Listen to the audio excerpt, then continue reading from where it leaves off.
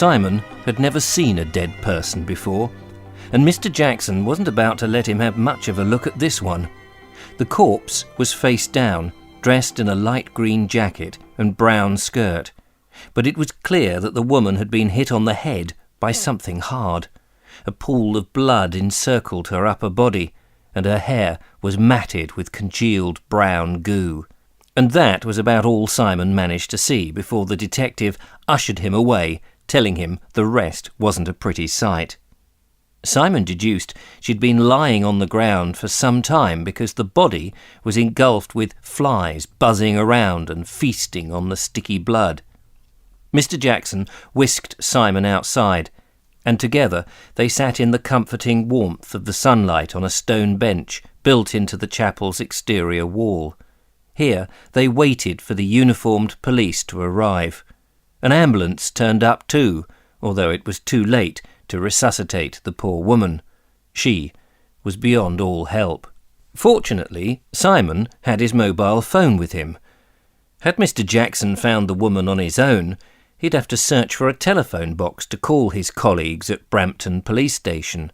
The detective didn't own a mobile, and Simon thought it wrong that an active member of the police force was permitted not to carry one. Mr. Jackson seemed quite affected by the discovery, more so than Simon, and had become withdrawn and said very little.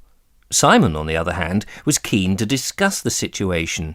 In his world, a dead body wasn't a daily occurrence. Had Mr. Jackson any theories about how the lady had met her grisly end? Was she attacked by an unseen prowler? Had the woman stumbled on a gang of thugs? And had they beaten her up so she couldn't report them to the authorities? Had the vicar got to her after all and bashed her over the head for singing out of tune in the church choir? The man in the beige suit seemed unenthusiastic to respond, answering Simon's myriad of questions in monosyllables. It took Brampton police force 15 minutes to show up, and for a while it was exciting. 3 squad cars, the ambulance, and a couple of unmarked police vehicles screamed up the lane, and soon the deserted village swarmed with people. Blue lights flashed and police radios squawked. Everyone ignored 12-year-old Simon, of course. He had suddenly become a ghost himself and was invisible to them. One policeman moved him several metres from the chapel while wrapping a length of blue and white police tape around the tumbled-down ruin. Mr. Jackson spent a long time in conversation with another plainclothes policeman, and eventually the body was brought out on a stretcher, zipped up in a black body bag, reminding Simon of the plastic-wrapped hay bales inside. Suddenly the excitement was over and people started leaving. Vehicles pulled away, and before he knew it, the chapel was deserted again. Mr. Jackson approached Simon and told him they were leaving too, so they headed back along the path by the river and pushed through the cow parsley, crossing the barley field and over the stile to the lay-by where the cream-coloured Morris traveller waited. Simon was concerned about the gun. Was it still hidden where the detective left it? Mr. Jackson tilted the driver's seat forward, moved aside a piece of carpet, and brought out the gun to prove it was safe. "I need to go back to the office and make a written report about the dead lady," Mr. Jackson said when they were driving down the country lane. "I'll drop you back at home or at school, whichever you prefer." "Can't I come and help?" Simon asked. "I'm sorry, Simon. Your experience at work project is not supposed to involve you in this sort of incident, and I need to make phone calls and search through files, all very routine, but I mustn't be distracted. Come back tomorrow when everything's calmed down." Simon couldn't disguise his disappointment. Clearly Mr. Jackson wasn't going to change his mind, and so 20 minutes later Simon let himself into the modern semi-detached house on the estate where he lived. He waved goodbye to the detective as the Morris trundled away, but the man in the beige suit stared fixedly ahead, his brow furrowed while deep in thought. Simon went to his bedroom and switched on his laptop. There was still the afternoon before his sister and mother came home, and he decided to do a bit of detecting of his own. As far as Simon was concerned, the fate of the dead woman was all part of the work experience, and if Mr. Jackson was working on the case up in his attic office, then Simon would do the same in his bedroom. The laptop sprang into life, and Simon tapped a few keys to bring up the browser. Google Maps gave him an overview of Brampton. The church with the ghostly vicar was to the south in Malton Village.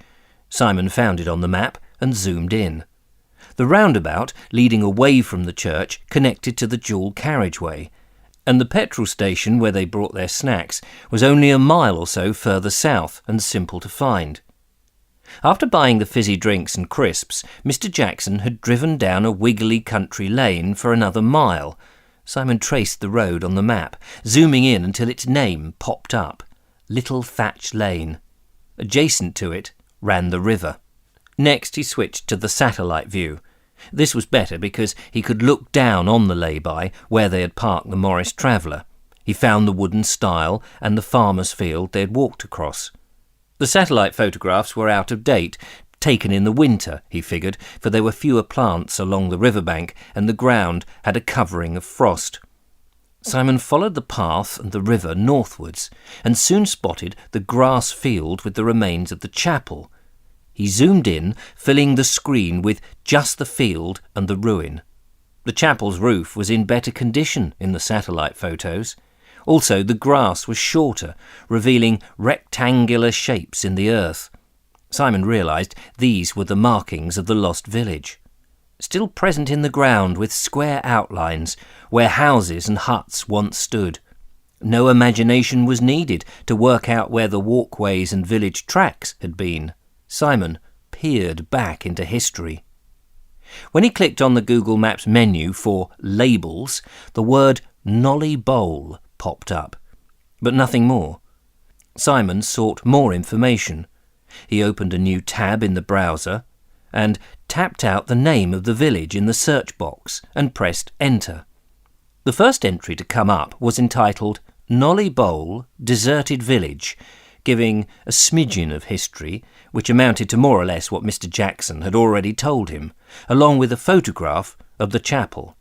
Other entries in the search options came up with even fewer details. Simon sat back, staring at the laptop. What now? After boiling the kettle and making himself a bowl of bacon-flavoured instant noodles, Simon returned to his bedroom. He clicked open a fresh browser and entered the name John George Haigh.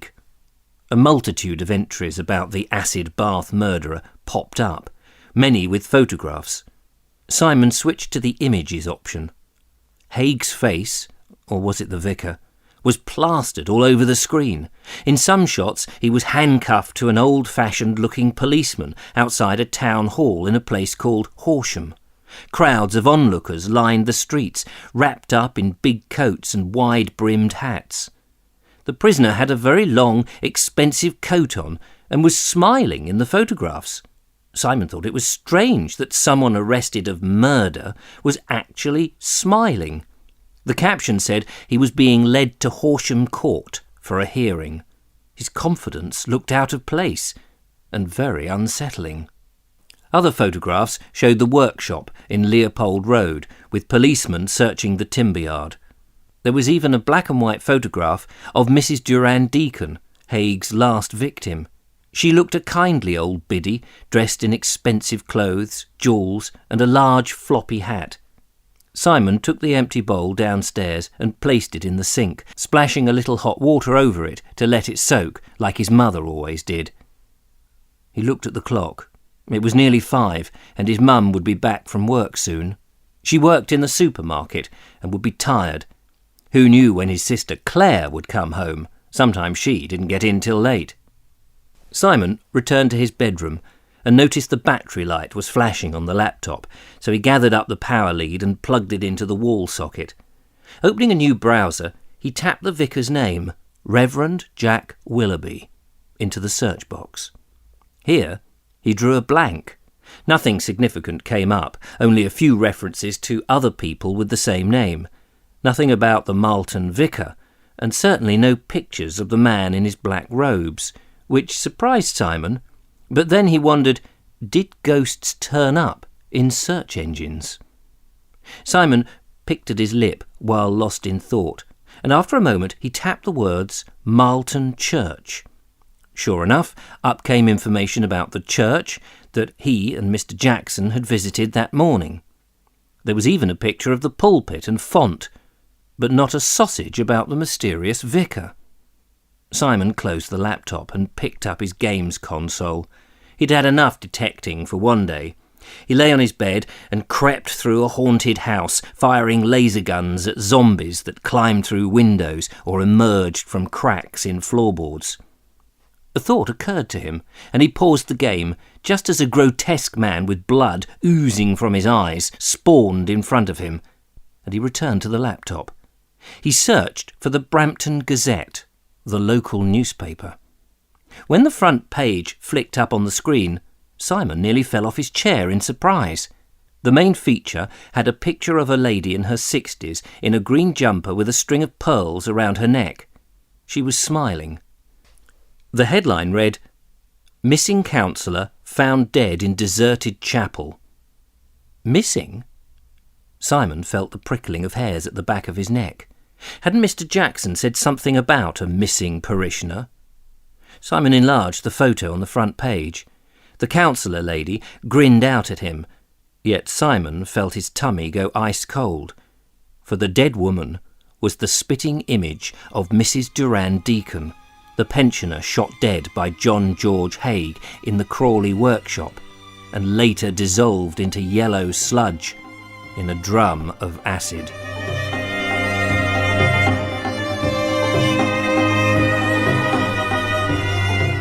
Join me again next time and I'll read the next chapter of The Ghost Detective.